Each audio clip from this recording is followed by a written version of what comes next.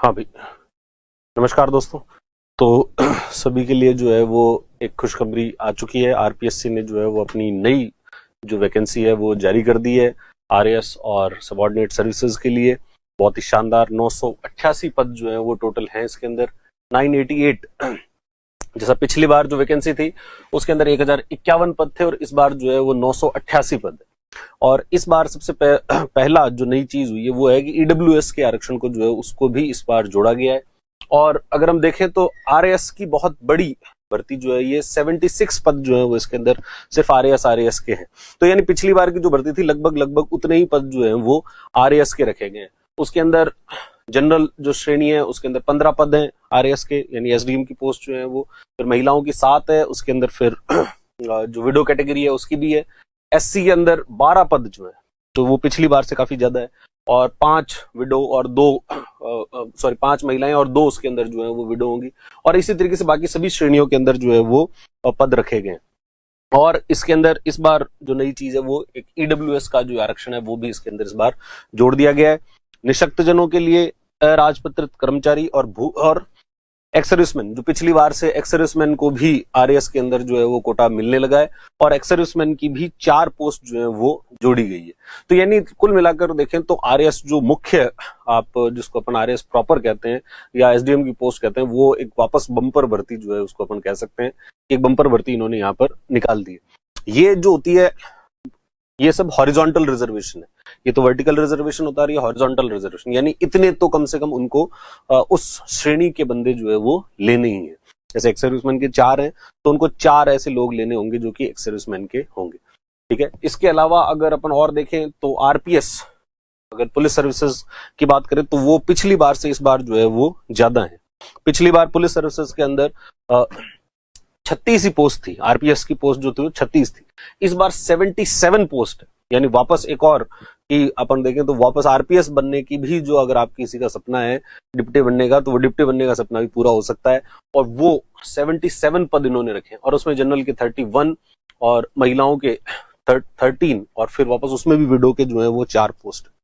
तो इसका मतलब है आरपीएस की भी एक बड़ी वैकेंसी इसके अंदर है। इस बार वैकेंसी क्या को अगर हम पूरा एनालाइज करेंगे तो ये पाएंगे कि अच्छे अच्छे पदों के ऊपर जो है वो इस बार उन्होंने पद निकाले हैं। क्या मतलब, ऐसा नहीं है कि सिर्फ पद ओवरऑल बढ़ा दिए हों कि भाई ये बड़ी भर्ती है, ऐसा नहीं। तो उसके अंदर जो क्वालिटी ऑफ पोस्ट है वो भी बहुत ज्यादा अच्छी है। इधर लेखा सेवा, अकाउंट सर्विसेज की जो पोस्ट है, अकाउंट सर्विसेज के 32 पद है। पिछली बार अकाउंट सर्विसेज में ज्यादा थे, इस बार के उसके मुकाबले थोड़े कम है, पर अकाउंट सर्विस में फिर भी 32 जो पोस्ट है वो काफी अच्छी है। कोऑपरेटिव सर्विसेज के अंदर 33, प्लानिंग सर्विसेज के अंदर 7, जेल सर्विसेज के 9, इंडस्ट्रीज की 4, इंश्योरेंस सर्विसेज जो है उसकी 3, एसीटीओ जो वाणिज्यिक कर विभाग के अंदर होता है और उनकी 3 पोस्ट है। पिछली बार मात्र 1 ही पोस्ट थी और इस बार थोड़ी जो है वो उसमें थोड़ा सा इंक्रीज हुआ है। सॉरी, इसमें 38 पोस्ट है एसीटीओ की। ये इंश्योरेंस सर्विसेज की 3 पोस्ट। डीएसओ, पिछली बार डीएसओ का मात्र 1 पद था और वो भी जो है वो एससी के लिए था। और इस बार जो है वो डीएसओ की जो पोस्ट है वो 6 पोस्ट जो है वो इस बार है। ये डीएसओ काफी महत्वपूर्ण पद माना जाता है हर जिले के अंदर। डिस्ट्रिक्ट सप्लाई ऑफिसर जो कि खाद्य नागरिक रसद विभाग में है। फिर पर्यटन विभाग के अंदर वापस पर्यटन सेवा, राजस्थान टूरिज्म सर्विसेज की भी शायद पिछली बार जो है वो कोई पोस्ट नहीं थी। इस बार टूरिज्म सर्विसेज के अंदर भी स्टेट सर्विसेज के अंदर रखी गई है। 4 पोस्ट जो है वो इसके अंदर भी है। डीटीओ, परिवहन सेवा, राजस्थान जो ट्रांसपोर्ट सर्विसेज, और उसके अंदर लगता है व्यक्ति डीटीओ, डिस्ट्रिक्ट ट्रांसपोर्ट ऑफिसर। और डिस्ट्रिक्ट ट्रांसपोर्ट ऑफिसर डीटीओ की पोस्ट जो है वो भी इस बार जो है वो 7 पोस्ट है और पिछली बार डीटीओ की पोस्ट भी नहीं थी। तो डीएसओ की पोस्ट, डीटीओ की पोस्ट, टूरिज्म सर्विसेज, ये सब पिछली बार अवेलेबल नहीं थे, इस बार जो है वो अवेलेबल है। पिछली बार आरपीएस के पद भी कम थे, इस बार आरपीएस के पद भी ज्यादा है। तो अगर अपन उस तरीके से देखें तो ये जो वैकेंसी है वो पिछले बार के मुकाबले बहुत अच्छी है। क्वालिटी वाइज देखा जाए कि अगर इसमें पदों की क्वालिटी देखी जाए तो वो काफी अच्छी है। फिर बीडीओ सर्विसेज, बीडीओ के बारे में, राजस्थान ग्रामीण सेवा विकास सेवा, उसके 21 पद दिए गए। बीडीओज के बारे में अभी कुछ समय पहले सरकार ने एक निर्णय लिया है कि बीडीओज का प्रमोशन जो है वो होगा। मतलब बीडीओज के साथ में बड़ा दिक्कत थी इस पूरी जो आपके रूरल डेवलपमेंट ये जो पोस्ट है उसके साथ में, कि बीडीओ के जो पद होते थे, ब्लॉक डेवलपमेंट ऑफिसर, पंचायत समिति के लेवल पर काम करता है, उसके प्रमोशन जो है वो नहीं हुआ करते थे। और अब सरकार ने ये निर्णय लिया है कि बीडीओ जो है उनके भी प्रमोशन होंगे। तो इसका मतलब है कि एक और बहुत ही शानदार सर्विसेज वापस बीडीओ की जो है वो भी इसके अंदर इंक्लूड की गई है। महिला और बाल विकास, महिला विकास में नहीं है कोई पोस्ट इस बार। श्रम सेवा, श्रम एवं कल्याण सेवा एक आई तो कोई खास पोस्ट। आबकारी के अंदर पिछली बार एईओ की पोस्ट थी, असिस्टेंट जो एक्साइज ऑफिसर था, एईओ की पोस्ट थी पिछली बार। इस बार एईओ की पोस्ट जो है वो नहीं रखी गई है। तो ये सारे हैं अधीनस्थ पद, अधीनस्थ सेवा जो आपकी अलाइड सर्विसेज होती है। अलाइड सर्विसेज के अंदर एक सर्विस है जिसको काफी रेस्पेक्ट है, या फिर जिसको जो है वो बहुत ज्यादा मतलब उसको लोग पसंद करते हैं। इवन अंडर 100 भी अगर किसी को आरएस आरपीएस नहीं मिल रहा होता तो वो भी लोग जो है उसको लेते हैं, वो है तहसीलदार सेवा। और इस बार भी अगर अपन देखें तो तहसीलदार सेवा के अंदर जो तहसीलदार सेवा उसके 96 पोस्ट हैं। एक बार फिर तहसीलदारों की वापस बम्पर भर्ती जो है वो आई है। पिछली बार 100 से ऊपर पद थे, उससे पहले वाली भर्ती के अंदर भी लगभग 194 थे शायद, तो उस समय भी बहुत ज्यादा तहसीलदार भर्ती हुए, पिछली भर्ती में भी तहसीलदार ज्यादा है, और इस बार जो है फिर 96 पद जो है वो तहसीलदारों के हैं इसके अंदर। फिर तहसीलदार सर्विसेज के अलावा इसके अंदर एक और जो महत्वपूर्ण पद है वो है आबकारी सेवा का। और आबकारी सेवा के 32 पोस्ट है, 32 पद हैं जो है वो एक्साइज इंस्पेक्टर के हैं। एक्साइज इंस्पेक्टर जो कि आपके एरिया के अंदर जितने भी ये शराब की जो ठेके वगैरह होते हैं उनको कंट्रोल करने का और उनकी मॉनिटरिंग का और उनसे एक्साइज जो ड्यूटी होती है वो कलेक्ट करने का काम होता है, उसका इंस्पेक्टर होता है एक्साइज इंस्पेक्टर। और उसके पद जो है वो बहुत अच्छे पद इस बार भी हैं, पिछली बार भी थे और इस बार भी एक्साइज सर्विसेज जो है एक्साइज सर्विसेज के अंदर 32 पोस्ट जो है वो इन्होंने। अब अपन इसके अंदर एक बात करेंगे भाई ये फॉर्म जो है वो एग्जैक्टली भरेंगे कब, इसके फॉर्म जो है वो कब से कब तक जो है वो भरे जाएंगे। तो इसमें डेट दी गई है 28 जुलाई। 28 जुलाई से लेकर 27 अगस्त तक इसके फॉर्म भरने की जो है वो तिथि है। तो कब से कब तक है?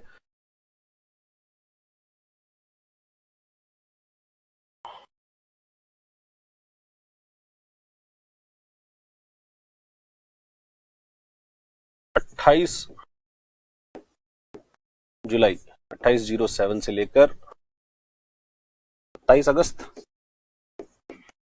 27 अगस्त 2021 ये आपका आवेदन का जो है वो समय रहेगा। इस समय के अंदर हमको जो है वो आवेदन करना है।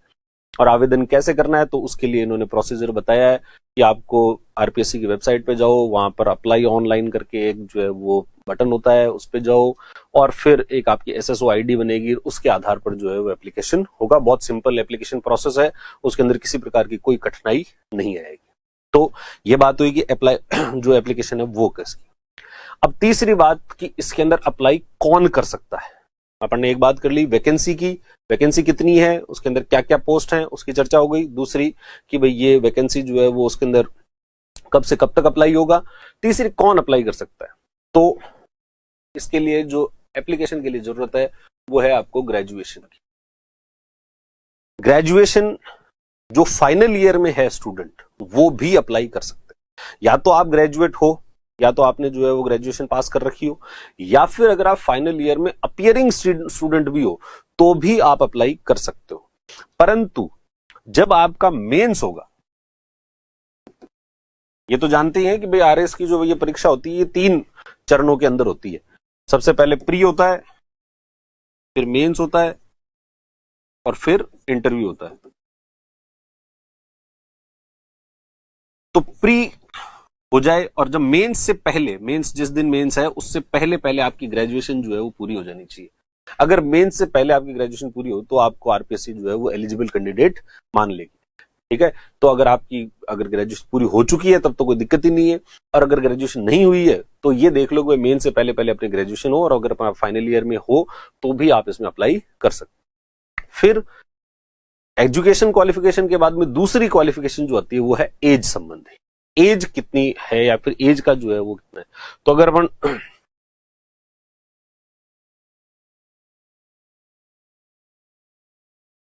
एज की चर्चा करें तो देखो 21 वर्ष से 40 ईयर्स। आरपीएससी ने आप 21 साल के हो, 21 साल से शुरू होती है और 40 साल तक जो है वो आप इसके अंदर अप्लाई कर सकते हो। जनरल के अंदर सामान्य अगर कोई व्यक्ति है तो 21 साल से लेकर 40 साल तक जो है वो इसके अंदर अप्लाई कर सकता है। और ये 21 साल कब पूरी होनी चाहिए, या ये 40 साल जो है वो, तो 1 जनवरी 2022, 1 जनवरी 2022 को आपकी एज जो है वो 21 साल पूरी हो जानी चाहिए। इसका मतलब है शायद 1 जनवरी 2001, 1 जनवरी 2001 के बाद अगर आपका जन्म हुआ है, सॉरी पहले जन्म हुआ है, तो फिर आप जो है वो इसके लिए अप्लाई कर सकते हो। और 40 साल, 40 साल का मतलब हो गया 1 जनवरी 1982। 1 जनवरी 1982 से पहले नहीं होना चाहिए, यानी 1 जनवरी 1982 से लेकर 1 जनवरी 2001, इसके बीच में अगर आपका जन्म है तो फिर आप अब जो है वो सामान्य श्रेणी के अंदर इसमें अप्लाई कर सकते हो। तो एज का ये जो है फैक्टर इसमें रहता है। फिर इसके बाद में, पर ऐसा नहीं है कि सामान्य श्रेणी के लिए तो ये सब चीजें है ही, फिर इसके अंदर कुछ रिलैक्सेशन भी है, आरपीएससी के द्वारा जो है वो रिलैक्सेशन भी दिया जाता है। 5 वर्ष का रिलैक्सेशन दिया जाता है SC, ST, OBC, MBC, EWS, इन सबको 5 साल का जो है वो 5 इयर्स का रिलैक्सेशन जो है वो इसमें है, यानी वो 45 साल तक अप्लाई कर सकते हैं। और अगर आप इन सभी के अंदर महिला श्रेणी में हो तो आपको और 10 वर्ष का जो है वो रिलैक्सेशन मिल जाता है, और 5 वर्ष का, तो यानी टोटल जो है वो रिलैक्सेशन आपका 10 इयर्स का रिलैक्सेशन जो है वो इसके अंदर हो गया। और अगर फिर एक और कैटेगरी है इसके अंदर कि अगर आप जो है वो विडो कैटेगरी से हो, अगर किसी के साथ में मिसहैपनिंग हो गई है और वो विडो कैटेगरी से है, या कोई परित्यक्ता या फिर डिवोर्सी है, तो ऐसी जो महिलाएं हैं उनके लिए तो कोई एज का क्राइटेरिया जो है वो रखा ही नहीं गया है, अधिकतम कोई आयु नहीं है। जब आपको देना हो तब आप जो है वो इसके अंदर दे सकते हो।